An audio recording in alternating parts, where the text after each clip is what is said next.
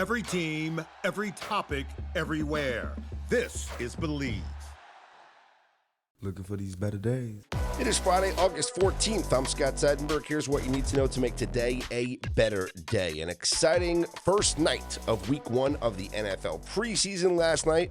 We had boots on the ground here in Las Vegas. We'll talk about Fernando Mendoza's debut. Plus, we continue our 32 and 32 NFL team previews with the Philadelphia Eagles. And we'll recap some of the things we talked about on the first edition of the Better Day Football Show. We start with the NFL preseason on this episode of Better Day, presented by FanDuel. I was at Allegiant Stadium last night for the Raiders game against the Cardinals. We did have the Cardinals plus 2.5, lost the CLV because they were +3 to +3.5 dogs before the game kicked off because the announcement that Carson Beck was not going to play last night for the Arizona Cardinals. And that was part of the handicap, was how good Beck looked in the Hall of Fame game last week. But now it is 6 straight teams that have played in the Hall of Fame game have gone on to win and cover their next preseason game. Playing in that Hall of Fame game gives you an advantage over teams playing their first preseason game, as the Cardinals beat the Raiders outright 27-14. And I sent a message to the Better Day community chat last night as I was in the stadium after Kirk Cousins led the Raiders to a flawless opening drive where he threw a touchdown pass to tight end Michael Mayer. I said, now's a good time to live bet the Arizona Cardinals because the first team offense for the Raiders was going to be done for the night. And it was Fernando Mendoza time. And I sent out a video last night. We talked about this on the Better Day Football Show with Steve Fezzik and Joshua Nunn. By the way, that episode is available right here on the Better Day podcast feed. You can also watch the episode on the Better Day YouTube page. We stream each and every Thursday live, 2 p.m. Eastern time. So I talked about this on the show because I gave out the Cardinals as my best bet for last night. And the reason was because of the advantage the Cardinals had by playing in the Hall of Fame game, but also it was a fade of Fernando Mendoza because no number one overall pick quarterback had thrown a touchdown pass in their preseason debut since Baker Mayfield in 2018. I looked at the last 4 since the 2021 season. Trevor Lawrence in 21, Caleb Williams, Bryce Young, Cam Ward. They all had mediocre performances, if not subpar performances. All of them lost their first preseason games, with the exception of Caleb Williams and the Bears, who won their game, but none of them threw a touchdown pass. Well, last night, Fernando Mendoza went 10 of 16 for 97 yards, and he did throw a touchdown pass, becoming the first number one pick to throw a touchdown pass in their preseason debut since Baker in 2018. 4 drives for Mendoza, and it was a mixed bag. You know, like I said, I was in the building last night. The crowd was excited. They erupted once Mendoza was on the field, and he did make a couple of big-time throws that had you thinking like, okay, wow, this kid is definitely going to be something here in the NFL. But then there were moments where he was inaccurate, where his timing was off, where he held onto the ball just a little bit too long, and he showed that he's still a work in progress. And by the way, that touchdown pass came on a drive that was aided by a long running play that got them down into the red zone. And if not for, the Mike Washington, it was a 53-yard run. If not for some terrible tackling by the Arizona Cardinals on that play, I don't know if the Raiders with Mendoza even get down into the red zone for him to be able to throw that touchdown from the, 6-yard line, right? I don't know if they get down there because they didn't move the ball in the first drive with Mendoza at quarterback. They had to punt, and the Cardinals were dominating that game. And then you look at the rest of the drives, like the drive in the third quarter before Mendoza was a 3-and-out. So it was a mixed bag for Mendoza last night. But overall, it was the first preseason game. There's not much to take away from it, just a little bit of opinions. There will be plenty of more preseason action for Mendoza, plenty of more preseason action for the Raiders, and they will continue to evaluate him. They know he's not the starting quarterback week one. I mean, that's the easy decision. They know he's not the starting quarterback week one. That's Kirk Cousins. And for Kirk to lead them to a touchdown in their opening drive, definitely made Raiders fans happy last night because this is a team that did not score at all in the first quarter last season. So Raiders fans excited for what Kirk Cousins can bring to the starting offense here in Vegas. But the Cardinals win 27-14. They obviously cover the spread. The game goes under, and that was the trend last night as all 6 games went under the total last night. That's right, a 6-leg parlay on the unders absolutely cashed in. Bengals got a 16-14 win over the Lions. They did not cover the spread. Steelers dominate the Packers 28-9, where Drew Aller from Penn State was the story of the night. 10 of 13 passing, 153 yards, and 2 touchdowns, as he gave Steelers fans something to talk about and think about for the future, right? Will Howard who, right? Mason Rudolph who? It's Drew Aller time here in Pittsburgh. What a performance from the rookie from Penn State. Elsewhere, the Colts and Patriots tied at 13. And this was a loss for me last night because I bet the Indianapolis Colts because I thought we were going to get a good performance from Anthony Richardson, even though what is a good performance from Anthony Richardson? Well, last night was a decent performance. But I thought we'd get a good performance from Anthony Richardson and Riley Leonard, and that was going to be better than Tommy DeVito and Baron Morton playing for the New England Patriots. And you know something? The 13-13 tie, kind of one of those faulty finishes, as Fez would say. Colts had 21 first downs to the Patriots 16. Colts had 355 yards of offense to the Patriots 275. It was the turnover bug that cost the Colts in the game. I mean, Anthony Richardson had a hard luck interception early on in the game that bounced off of his receiver that couldn't hold on to the ball. Richardson finished 11 of 14 passing for 145 yards and that interception. He also rushed 6 times for 53 yards and a touchdown. And then they fumbled, the Colts did, at the goal line, which honestly, you watch that replay over and over again. I don't know how they don't call it either a touchdown or down by contact. How they ruled that was Patriots football, that was a bizarre turn of events. But it's not just the preseason for the players. It's the preseason for the officials and the preseason for the replay booth as well. I mean, that one didn't make sense to me. 4 turnovers in the game for the Indianapolis Colts and still managed to come away with a 13-13 tie. That's one of those that you just swallow and you say, I was on the right side, and it didn't work out for me. Other finals from last night, Chargers, a 27-7 win over the Texans. Trey Lance, 12 of 20 passing, 164 yards, and an interception. Trey Lance did rush 3 carries for 27 yards. And then in the nightcap, it was the Titans, 19-13 win over the 49ers. I didn't make this an official play, but I was on the under in this game because a couple of reasons. One, you looked at the quarterback situation for the 49ers last night. Curtis Rourke and Adrian Martinez were going to leave a lot to be desired. You knew that Cam Ward was only going to play a little bit, and then it was going to be Will Levis and Mitchell Trubisky and Hendon Hooker. Like the Titans were going to mix up everybody in that game last night. But Robert Saleh wants to establish a culture, specifically a culture on defense.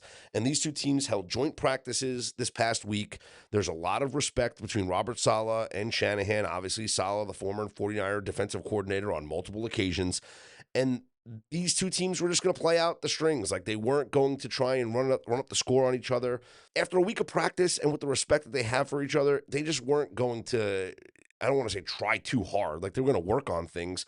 But this just felt like a game where both teams were saying, let's just get out of Dodge and stay healthy and move on to next week and shake hands. And that's exactly what it was. So 19-13, the final score there. And the game does go under a total that got pushed up to as high as like 40 and a half in the game. There was only, 12. There was only 4 field goals in the second half of that game last night. There are 3 more preseason games tonight. The Broncos are at the Falcons, up on FanDuel. Denver, a 3.5-point favorite, total of 40.5. The Buccaneers at the Jets. New York, 5.5-point favorites with a total of 35.5. And the Dolphins at the Commanders. Miami, 3.5-point favorites, up on FanDuel, total of 35.5. And then more games coming up on Saturday, including the Philadelphia Eagles taking on the Baltimore Ravens. Baseball fans, think you know who's hitting a homer today? Well, FanDuel is giving you a free chance to call your shot with Daily Dingers. Joining the action's easy. Just make your free pick on who's hitting a home run in their game, and if you're right, you'll get a profit boost to use on your next bet for a chance at extra winnings. You've got nothing to lose and a lot to gain. And don't forget, you can make a free pick every day during MLB season. It's just another way FanDuel is home for home runs. So, are you ready to play your game today? Join all the action at FanDuel.com/Believe. That's FanDuel.com/Believe to play Daily Dingers and make your free pick on who's hitting a homer. Play ball and swing for the fences on FanDuel, an official partner of the MLB. 21 plus in select states. For Kansas in affiliation with Kansas Star Casino. 18 plus DC, Kentucky, Wyoming. No purchase necessary. Opt-in required. Bonus issued as a non-withdrawable profit boost tokens. Restrictions apply, including any token expiration and max wager amount. See terms at sportsbook.fanduel.com. Gambling problem? Call 1-800-GAMBLER or 1-800-MY-RESET. Call 1-888-789-7777. Visit ccpg.org/chat in Connecticut. Visit mdgamblinghelp.org in Maryland. Visit gamblinghelplinema.org. Call 800-327-5050 in Massachusetts. Call 1-877-8-HOPE-NY. Text HOPE-NY New York. Call 1-877-770-7867 in Louisiana. The Philadelphia Eagles are our 32-32 NFL preview for today. And the Eagles were in the news yesterday because there was a fight between a defensive tackle, Moro Ajomo, and offensive tackle Fred Johnson that almost led to an injury, according to reports. Punches were thrown, the two were separated, and, apparently one of the guys jumped at the other one's knee, and they went to the ground, and they had to be separated. So that was a fiery instance at Eagles camp yesterday. Eagles also in the news because, their social media team put out a video of Jalen Hurts throwing an interception. They were just trying to, promote Quinyon Mitchell, their star defensive back. It's not like they were throwing shade at Jalen Hurts for throwing an interception. It was a nice pick by Quinyon Mitchell, and that's what they were showcasing. Okay, get over it, right? Anyway, the Philadelphia Eagles are a team that is favored to win the NFC East, plus 120 favorites to win the NFC East. They're minus 168 up on FanDuel to make the playoffs, plus 1,800 to win the Super Bowl, a win total of 10.5, minus 140 to the under. No matter what you think about the NFC East, I don't think anyone's going to argue with you. The Philadelphia Eagles have the best roster. The Philadelphia Eagles are the best team in the NFC East. Yes, they got rid of A.J. Brown and replacing him with a rookie in Mekhi Lemon. Dontavian Wicks comes over from the Packers. They also have Hollywood Brown as well, Elijah Moore. So it is a very, very busy wide receiver room behind Devonta Smith there in Philadelphia. You still have Saquon Barkley. You still have Jalen Hurts. And you still have Dallas Goedert. And more importantly, you still have this offensive line, which is one of the best in all of football. In fact, the Eagles in the Trench Report, when you throw in their offensive line with their defensive line, they grade out in our preseason rankings as the number 2 trench team in the entire NFL. And that's going to help this team. That's going to be the difference between the ball bouncing their way or bouncing another team's way. It's winning the games in the trenches. They were one of the top trench teams last year. They've been one of the top trench teams for the past several years, and this year is no different. As far as the schedule is concerned, they do take on the Jaguars in London on October 11th, and they did elect to not have the bye after the London trip, so they come home to face Carolina at home. The Eagles do not have their bye until week number 10, and then look at the opponents that they play after their bye week. Home against the Steelers, never an easy game. At Dallas, divisional game. A trip out to Arizona, okay. Against Indy, okay. Then you play home against Seattle, home against Houston, at San Francisco before ending your year against the New York Giants. That is a tough stretch there, a 3-game stretch with Seattle, Houston, and San Francisco in December into January that could affect this team's standings, not just in the NFC East, but in the entire NFC landscape. The biggest question mark with this team is going to be what this new offense looks like under offensive coordinator Sean Mannion. Nick Sirianni was asked about the hiring of Sean Mannion the other day, and he said, quote, "It wasn't necessarily a system I was after. It was more of somebody that had conviction, had confidence, and was an expert in what they were going to teach," end quote. Now, is that a shot on the former offensive coordinator in Kevin Patullo? Maybe. But from all reports that we're reading, the Eagles' offense is completely different now under Sean Mannion. Jalen Hurts operating under center a lot more. They're utilizing a lot of motion nearly on every play and very heavy play action uses. So it's going to be a heavy dose of the run with Saquon Barkley, more play action from Jalen Hurts, and more Jalen Hurts under center. And I think that's kind of going back to where the offense was when Kellen Moore was the offensive coordinator and when Saquon Barkley was dominating the league. So I think that there's reason for optimism surrounding the Philadelphia Eagles. Looking at their win total, I don't have an official play. I would say 10.5 is a good number because it's 11 or 10 for me. Like they're not 12. They're not a 12-win team. I don't see them being a 12-win team. I don't see them being a 9-win team either. They're going to win this division. If there was one bet I'd make on the Eagles, it's plus 120 on them to win the NFC East. And based on the rest of the NFC landscape, if they can find themselves in that postseason tournament and with their strength in the trenches, anything can happen. So maybe plus 1,800 on the Super Bowl could be a worthwhile flyer. That'll do it for our 32 and 32 preview of the Philadelphia Eagles. Coming up on Monday, we will finish the NFC East and get into the Washington Commanders. Yesterday was the first episode of the Better Day Football Show with myself, Steve Fezzik, and college football analyst Joshua Nunn. We did a nice mix between college football and the NFL. And I thought we did a good job of sprinkling in some betting strategies from both Fezzik and Josh. And one topic that I found pretty interesting was win totals. Talked with Duck about betting win totals in college football, and then Fez echoed some of his sentiments and talked about some of his strategies when it comes to betting season-long win totals. So you have to have tolerance in your power ratings to upgrade and downgrade teams, but you do need to have a tolerance. If you take a position on a regular season win, for example, if I were to take a position on a regular season win under on a particular team, that doesn't mean that it's a guarantee that team's going to be garbage, and it also doesn't mean that team is unbettable week to week during the season. You have to have tolerance to be able to recognize a play-on spot or a tough travel spot for an opponent. There are situational spots where that can happen, and you can have misreads in regular season wins. Happens to me all the time. So you have to have that tolerance to understand, no, I was wrong there. I very much rely upon the marketplace for my opening NFL season wins and power rating. So I essentially, Scott, what I do is I look at a team season win number. I'm going to make it simple. Let's assume they have an average schedule and a team is lined at 9.5 wins. So they're a game above the 8.5 season win number average. And I would make them a +2 in terms of my power rating. And I would assume that the marketplace is correct in terms of how they're pricing a quarterback within that. And then I start tweaking it based upon how hard is the schedule, how good is the line play, that's your trench report. What do others think that I respect? DVOA numbers from Football Outsiders, Cleve TA's numbers.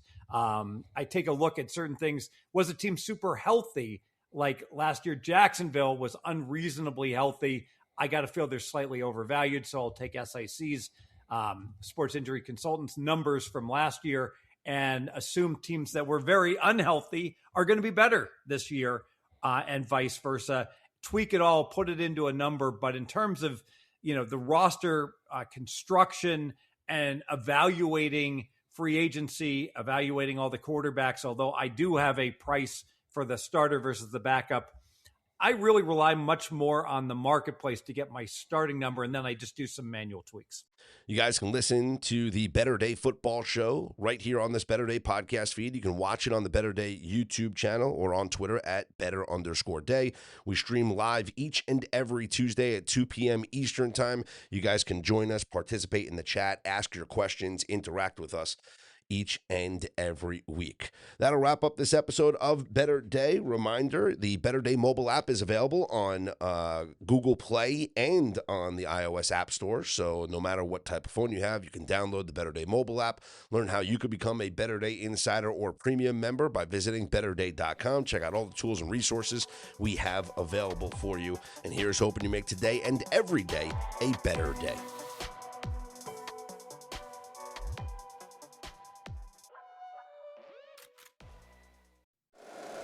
If you like the show, please take a moment to rate, review, and subscribe. It really does help the show to grow. Thank you for listening.